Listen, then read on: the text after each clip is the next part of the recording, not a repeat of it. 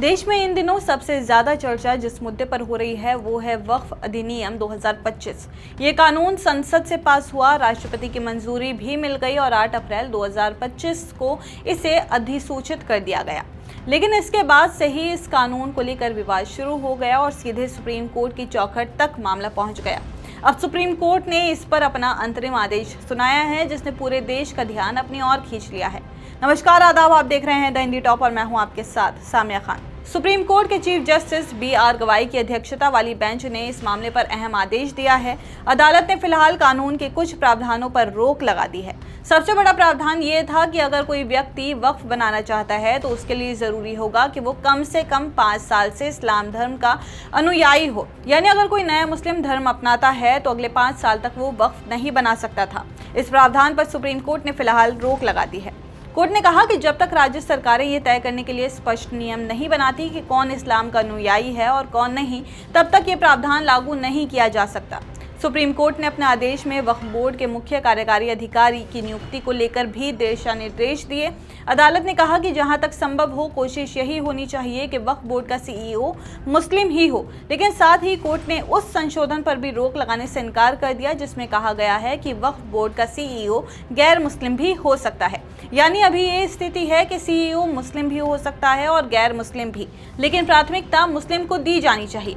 इसके अलावा कोर्ट ने धारा 3G, 3G और 3ड़ पर अंतरिम रोक लगाई है। ये वो धाराएं थी जिनको लेकर याचिकाकर्ताओं ने सबसे ज्यादा आपत्ति जताई थी। फिलहाल इन पर रोक का मतलब है कि इन प्रावधानों का अमल तब तक नहीं होगा जब तक इस पर अगली सुनवाई और अंतिम आदेश नहीं आता।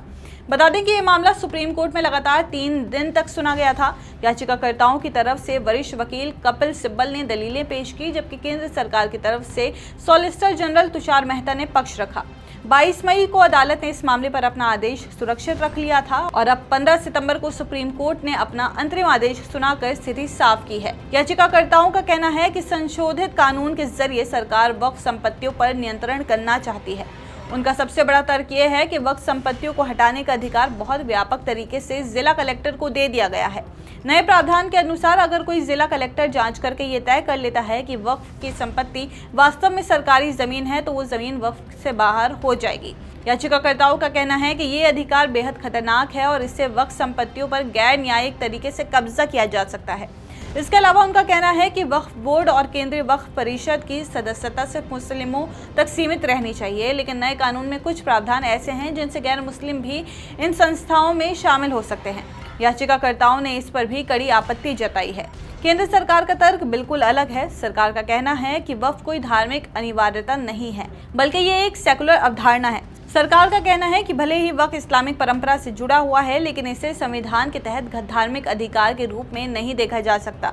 सरकार ने कोर्ट को यह भी बताया कि संशोधित कानून को संविधान के अनुरूप बनाया गया है और ये पूरी तरह वैध है। यानी सरकार का साफ कहना है कि ये कानून संवैधानिक रूप से सही है और इसे चुनौती देने की कोई वजह नहीं है। इसके अलावा याचिकाकर्ताओं की ओर से पेश वरिष्ठ वकील कपिल सिब्बल ने कहा कि ये कानून संविधान और इतिहास दोनों से अलग है।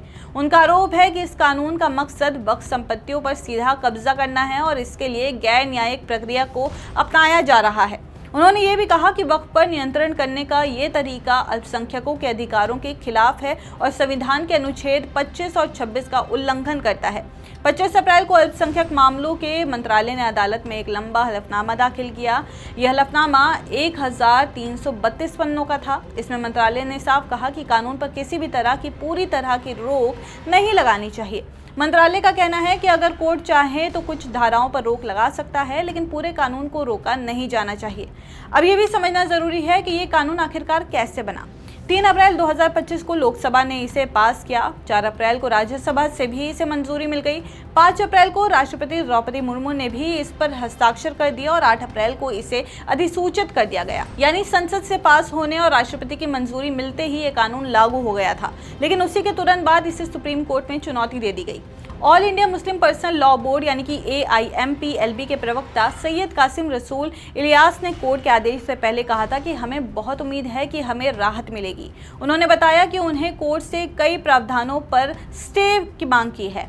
इनमें वक्फ बाय यूजर, वक्फ काउंसिल में गैर मुस्लिम की नियुक्ति, लॉ ऑफ लिमिटेशन, ऐतिहासिक स्मारकों की हैसियत खत्म करना और उम्मीद पोर्टल जैसी चीज़ों पर रोक की मांग शामिल थी। AIMPLB का कहना है कि अगर कोर्ट इन्हें रोक देता है तो ये मुस्लिम समाज के लिए बड़ी राहत होगी।